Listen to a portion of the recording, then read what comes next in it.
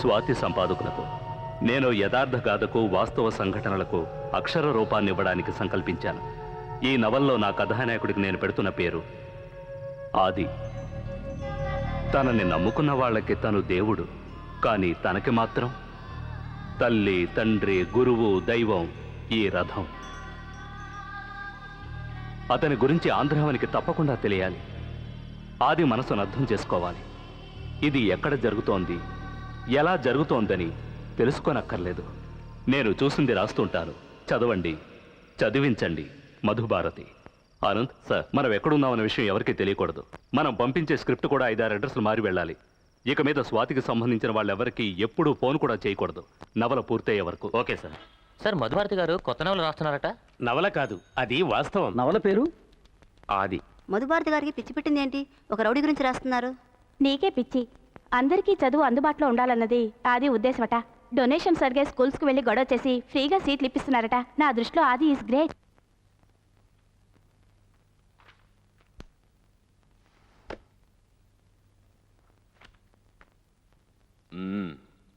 చెప్పండి.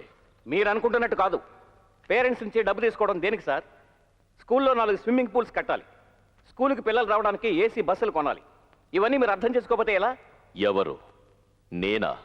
అర్థం చేసుకోలేదా?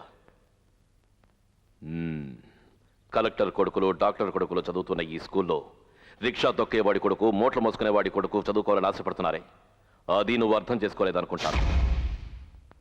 5ో 10ో తీసుకుంటున్న చోట 50,000 లక్షలు అడిగితే జీవితాల్ని తాకట్టు పెట్టి రోడ్డు పాలవుతారని చెప్పడానికి వచ్చాను.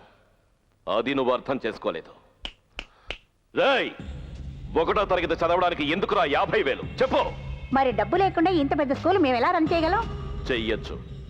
2 నగల కొట్లు, 4 థియేటర్లు, 1 షాపింగ్ కాంప్లెక్స్, ఏరియాకి 3 ఇళ్లంటూ సంపాదించారుగా. అవి చాలు. ఉన్న డబ్బుతో లేని వాళ్ళకి చదువు చెప్పించండి. చదువుకి క్యాష్ కావాలంటే నేను ఇస్తాను. చదువుని క్యాష్ చేసుకోవాలనుకుంటే నేను చచ్చినా ఇవ్వను. ఇప్పుడు చదువు ఖరీదు ఎక్కువైంది. అసలు చదువు అంటే ఏమిటని మీ ఉద్దేశం? ఉద్దేశం రెడ్ అనే ఉద్దేశం. R for revolution, E for education, D for development అనే ఉద్దేశం. ఈ 3 ముక్కల ఇంగ్లీష్ తెలుసన్న ఉద్దేశం. అందరి బతుకుల్లోనూ అక్షర దీపాలు వెలగాలని ఆశీర్వదిస్తోంది సరస్వతి. ఆ దీపం మారిపోకూడదన్న ఉద్దేశం. ఆంధ్రప్రదేశ్ ని హైటెక్ స్టేట్ గా మార్చాలనే ఉద్దేశం. రతనాల సీమ కావాలనే ఉద్దేశం. లేని వాళ్ల తలరాతల్ని మార్చాలనే ఉద్దేశం. బిచ్చమెత్తైనా చదువుకోవాలని లక్ష్య సాధకుడి ఉద్దేశం. కానీ చదువుకోవడానికి వచ్చే వాళ్ళు బిచ్చమెత్తాలన్నదే మీ ఉద్దేశం. తెలుగు జాతి వెలుగు కోసం నా రక్తాన్ని ఇవ్వాలన్నదే నా ఉద్దేశం. నేను సైతం ప్రపంచాగ్నికి సమిధినొక్కటి ఆహుతి ఇవ్వాలన్న నా ఉద్దేశం. ఈ ఉద్దేశం వేరా ఈ రెడ్ ఊపిరి. మరి మమ్మల్ని ఏం చేయమంటారు? నేను చెప్పినట్టు మీరు చెయ్యాలి. అలా చెయ్యకుంటే? రెడ్డు, వీళ్ళతో ఛానల్ 2లో మాట్లాడు, సీట్లు అడుగు. లేదన్నారనుకో వీళ్ళ షేపులు మారతాయని చెప్పు. జైళ్ల ఇటుకలతో పాఠశాలలు కట్టమని పెద్దలు చెప్పారు. కానీ నీ మాటలు వింటుంటే ఈ పాఠశాల ఇటుకలతో నీకు సమాధి కట్టాలని నేను అనుకుంటున్నాను. ఏమిటి బెదిరిస్తున్నావా? అక్షరాలు నేర్పే గురువుల కాళ్ళు కడగాలనుకునే నన్నా మాట అంటున్నావు. పాఠాలు చెప్పే పంతుడు గనక ఓర్పుతో మాట్లాడుతున్నాను. ఏయ్, ఆ దరిద్రులకు సపోర్ట్ చేయడానికి నువ్వెవరు? 100 కోట్ల మందిలో ఒకండి, 6 కోట్ల ఆంధ్రుల బలాన్ని.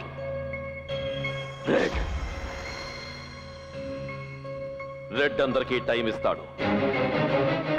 ఇలా చూడండి, ఇది ఆగే లోపు మీరు మీ నిర్ణయాన్ని చెప్పాలి.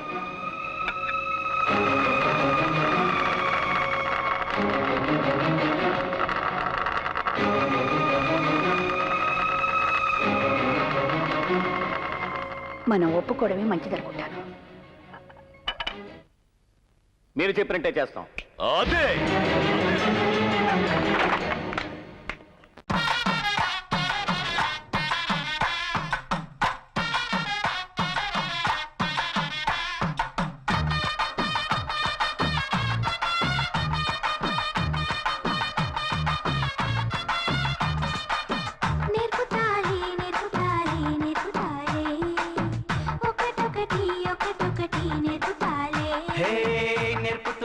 నేర్చుకుంటా కన్నె భామ